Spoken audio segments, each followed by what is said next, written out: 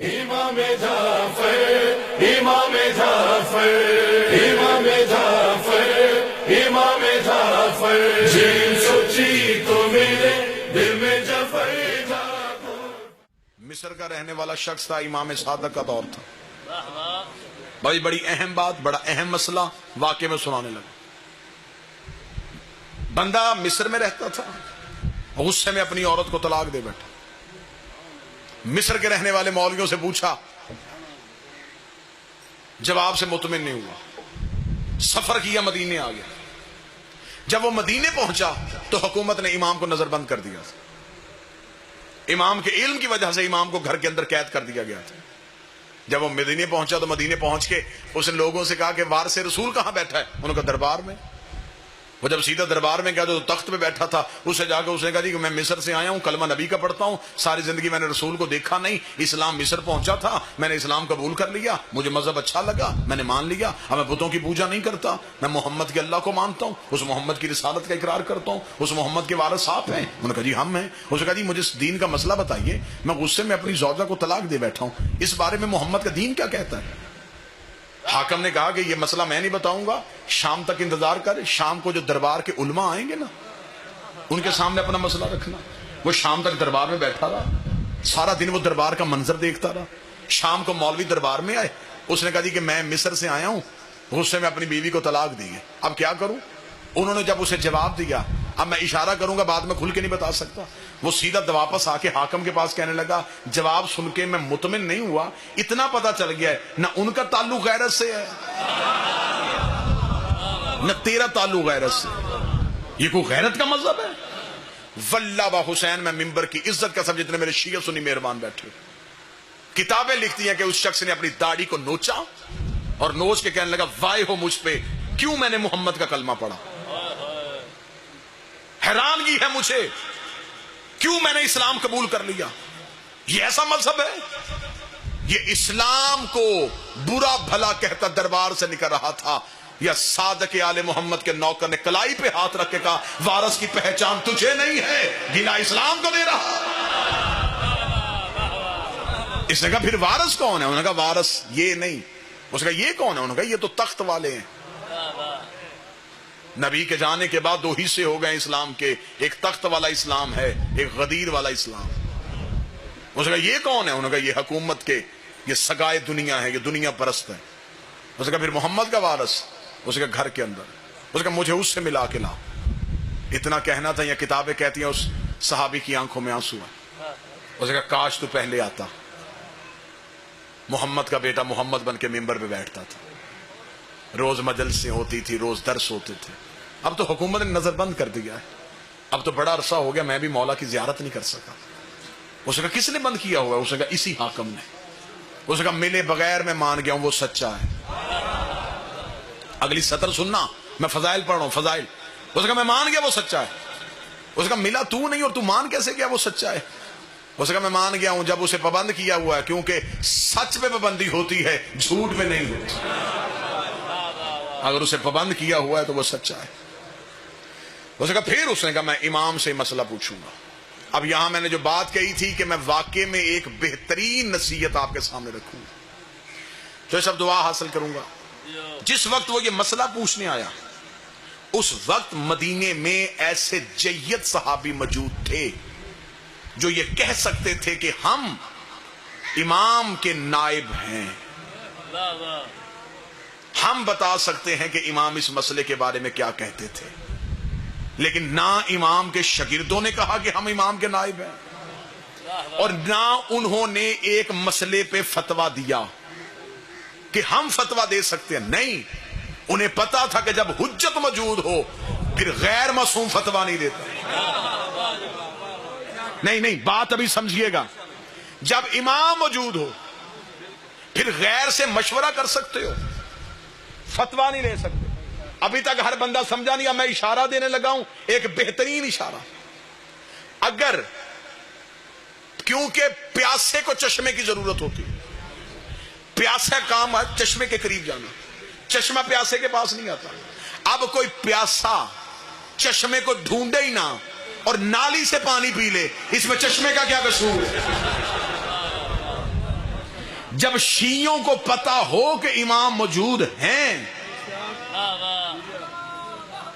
پھر وہ غیر معصوم کے قدموں پہ ہاتھ رکھ لیں، اس میں امام کا کوئی قصور نہیں۔ اب وہ شخص مدینے میں موجود ہے، اسے پتا ہے کہ اس دیوار کے پیچھے امام ہے، اس نے کہا اگر مجھ میں اتنی طاقت ہوئی میں ملوں گا ضرور۔ صحابیوں نے کہا کیسے مل سکتا ہے، وہ تو نظر بند ہے۔ اس نے کہا مجھے نہیں پتا وہ کہاں ہے، انہیں تو پتا ہے کہ میں یہاں ہوں۔ بس آخری جملے کہنے لگا ہوں اور شیعت کا نتیجہ دینے لگا ہوں۔ اس نے کہا مجھے نہیں پتا وہ کہاں ہے، انہیں تو پتا میں یہاں ہوں، میں ان سے باخبر نہیں، وہ مجھ سے باخبر ہے۔ اگر تو وہ مجھے دیکھ رہا ہے پھر وہ مسئلے کا جواب بھی دے گا، مجھے ملے گا بھی، مجھے بلائے گا بھی۔ انہوں نے کہا ایک دفعہ گلی میں جا کے حالت دیکھ۔ جب وہ محلہ بنی ہاشم میں پہنچا تو اس نے کیا دیکھا؟ سپاہی، فوجیں، چھتوں پہ سپاہی کھڑے۔ امام کی گلی میں مخبروں نے گھر کرائے میں لیے ہوئے تھے، وہ دروازوں کی اندر سے دیکھ رہے تھے کہ امام سے ملنے کوئی نہیں آیا۔ اتنا سخت پہرا۔ چلا گیا مدینے کے باہر۔ میں پوری ذمہ داری کے ساتھ گجرات کی سرزمین پہ یہ اعلان کرنے لگا ہوں، 3 مہینے تک وہ شیعہ مدینے کی گلیوں میں پھرتا رہا، ایک مسئلے کے لیے۔ نہ کسی مولوی سے پوچھا، نہ کسی غیر معصوم سے پوچھا۔ 3 مہینے تک مدینے کی گلیوں میں امام سے ملاقات نہیں ہو رہی۔ تھک کے مدینے کے باہر جا کے بیٹھ گیا، بیٹھ کے کہنے لگا قصور میرا ہے، میرے اندر کوئی ایسی غلطی ہے جس کی وجہ سے تو مجھے مل نہیں رہا۔ شاید تجھے میری محنت پہ یقین نہیں، جنازہ اٹھے گا میرا یہاں سے، تجھے ملے بغیر نہیں جاؤں گا۔ مدینے کے باہر رو رو کے امام سے باتیں کر رہا تھا، یہاں پیچھے سے ایک سبزی فروش گزرا۔ اسے کہنے لگا کہاں جا رہا ہے؟ اسے کہا مدینہ۔ کیا کرنے؟ سبزی بیچنے۔ اسے کہا تو روزانہ جاتا ہے؟ روزانہ جاتا ہوں۔ اسے کہا وہ جو مدینے کے اندر محلہ بنی ہاشم ہے کبھی وہاں بھی گیا ہے؟ اسے کہا ہاں جاتا ہوں روزانہ، سبزی تو بیچتا ہوں، میرا کاروبار ہے، میں جاتا ہوں وہاں پہ۔ ایک لمحے کے لیے اسے امید کی کرن آئی۔ اسے کہا رک رک رک رک رک، سبزی بیچے گا؟ اسے کہا کیا لے گا؟ اسے کہا ساری سبزی بیچ۔ نہیں، شاید آپ ابھی تک ذہنی طور پہ قریب نہیں ہوئے۔ اب میں جس دہلیز میں داخل ہونے لگا ہوں اب تمہارے جسم یہاں ہوں گے، روحیں یہاں نہیں ہوں گی۔ سبزی بیچے گا؟ اسے کہا کتنی؟ اسے کہا ساری۔ لباس بھی بیچ دے، میرے کپڑے تو پہن، اپنے کپڑے مجھے پہنو۔ سبزی فروش بن گیا، سر پہ رکھی سبزی کی ٹوکری، سبزی فروش بن کے مدینے میں داخل ہوا۔ میرا بادشاہ حسین میرے لفظوں میں اتنی طاقت دے دینا کہ یہ لفظ تمہارے دلوں میں اتریں اور ایک بندہ مجمع سے چہرے میں چمک لے کے آنکھوں میں ولایت کی مسکراہٹ کے ساتھ یہاں پہ جواب دے دے کتنا اچھا شیعہ تھا، امام کی محبت میں سبزی فروش بن گیا، ضمیر فروش نہیں بنا۔ ہائے ہائے ہائے، محبت مولا میں روح بدل گئی۔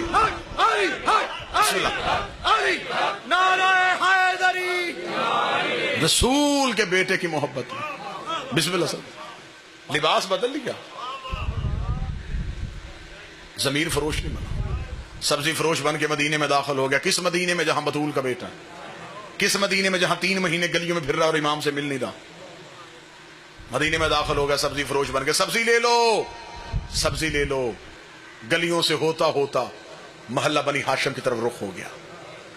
محلہ بنی ہاشم کی پہلی چیک پوسٹ جہاں فوجی کھڑے تھے انہوں نے روکا۔ کہاں جا رہا ہے؟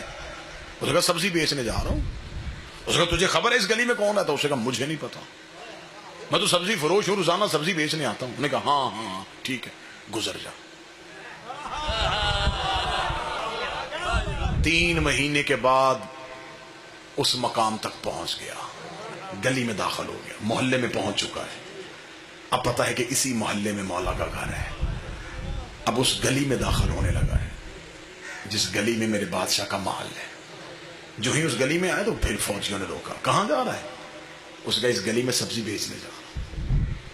اس کا تجھے پتا ہے کہ اس گلی کے اندر کون رہتا ہے؟ اس کا مجھے یہی خبر ہے کہ یہاں کوئی اہم شخص رہتا ہے جس کے لیے فوجیوں نے یہاں پہ پہرے لگائے ہوئے ہیں، لیکن مجھے کسی کا پتہ نہیں، میں تو دوسرے شہر سے سبزی بیچنے آتا ہوں۔ چل گزر۔ اب امام کی گلی میں داخل ہو گیا، اب دل دھڑکنا بند ہو رہا ہے، قدم بوجھل ہو گئے، 3 مہینے سے جس کا انتظار کر رہا تھا وہاں پہنچ چکا ہے، اب زبان گونگی ہو گئی ہے اور یہاں والی زبان بول رہی ہے،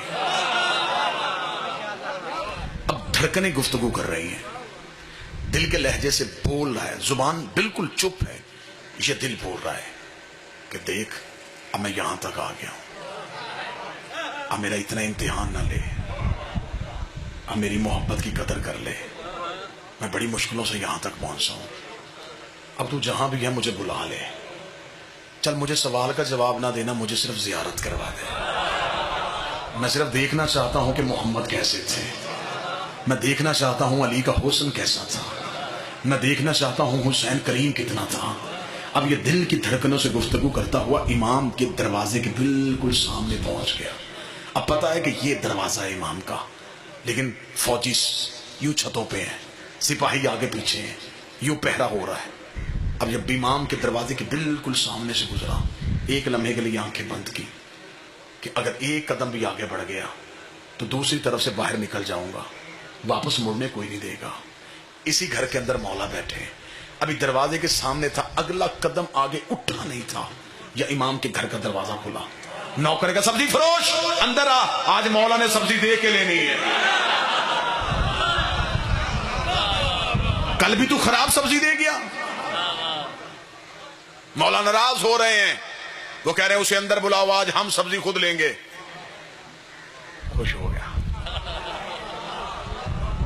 پتہ چل گیا کہ تیر چل گیا، دھڑکنیں سمجھ گیا، وہ گفتگو بات بھانپ گیا، وہ جلدی سے امام کے دروازے کی طرف، فوجیوں نے سامنے تلواریں نیزے کی، کدھر؟ اسے کہا یہ غلام کہہ رہا ہے کہ اس کے مولا نے بلایا۔ اسے کہا تمہیں پتا ہے اندر کون بیٹھا ہے؟ اندر شیعوں کا امام بیٹھا ہے، پابندی لگائی ہے حکومت نے، کوئی اسے مل نہیں سکتا، اور تو اتنی جلدی جائے گا؟ اسے کہا اس نے کہا کہ سبزی ان کے مولا نے دے کے لینی ہے، میں تو سبزی بیچنے جا رہا ہوں، مجھے کیا پتا کون ہے۔ سپاہیوں نے کہا ہم تیرے ساتھ چلیں گے۔ 2 سپاہی پھر ساتھ چلے، امام کے صحن کے اندر جا کے ٹوکری رکھ کے بیٹھ گیا، کتنا خوش نصیب تھا۔ اب جتنے نمازی میرے ساتھ شامل ہیں، مجھے اتنے ہی چاہیے تھے، جن کے عقیدے کا وضو ٹھیک ہے وہ اگلی صف میں آ گئے ہیں۔ یوں امام کے صحن میں بیٹھا ہوا اور نظریں ہیں حجرے کے پردے پہ، پتا ہے کہ اس حجرے سے باہر آئیں گے، سپاہی سر پہ کھڑے ہوئے ہیں، نظریں حجرے پہ ہیں، دل کی دھڑکن قابو سے باہر ہے، ایسے انتظار کر رہا تھا جیسے موسیٰ طور پہ کرتے تھے۔ یک لخت حجرے کا پردہ اٹھا، امام کا پہلا قدم صحن میں آیا، سر پہ رسول والا امامہ، ابو طالب کی ابا، ہاشم کی دستار، عصائے موسیٰ کو ہاتھ میں لیے ہوئے، انگشتری سلیمان کو انگوٹھی میں پہنے ہوئے، چہرے پہ حسن والی مسکراہٹ، علی والا حسن۔ یہ امام کو ایسے دیکھ رہا تھا جیسے مصر کی عورتیں یوسف دیکھ رہے ہیں۔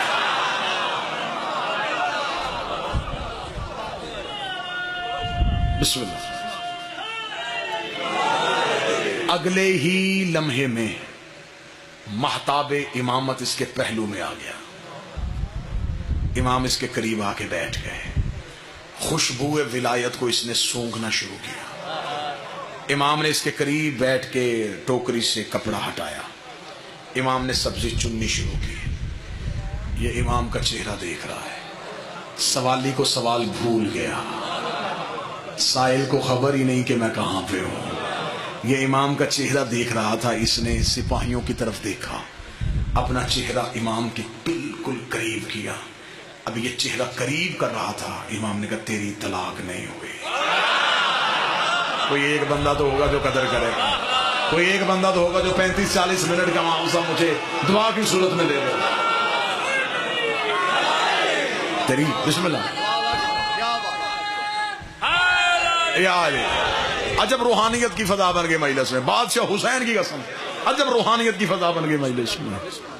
ایران کا تیری طلاق نہیں ہوئی. بسم اللہ. اس نے آہستہ سے لہجے میں کہا میں نے پوچھا تو نہیں. امام نے کہا ہم سوالوں کے محتاج ہیں. اس نے یوں سپاہیوں کی طرف دیکھا کہ انہیں کہیں شک نہ پڑ جائے. امام نے کہا مطمئن ہو کے بیٹھ, وہ نہیں سن رہے. ہائے ہائے ہائے.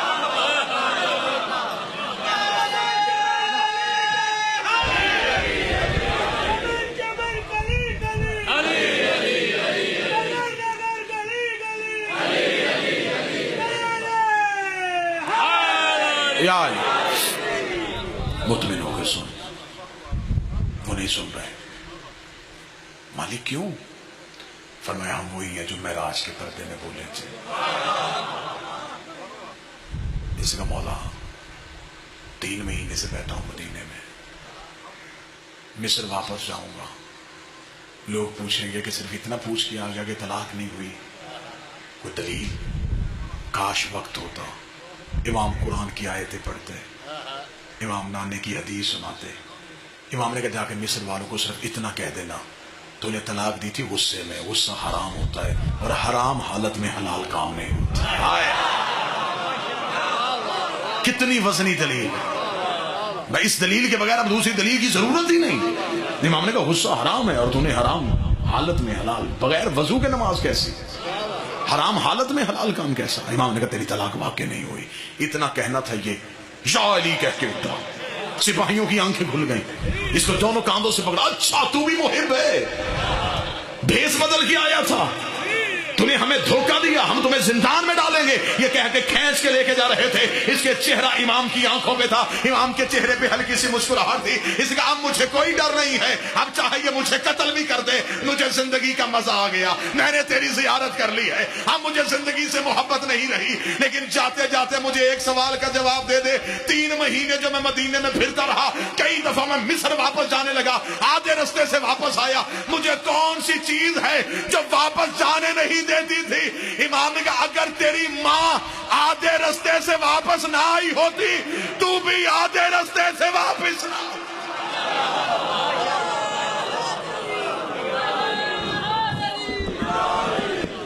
وہ بھی ایک دفعہ زمانے جاہلیت میں گناہ کا ارادہ لے کے گھر سے نکلی تھی, آدھے رستے سے واپس پلٹ آئی. علم کے سارے در کھولے گا, اس کو زمانہ حق بولے گا. علم و ہنر کا ہے محو منر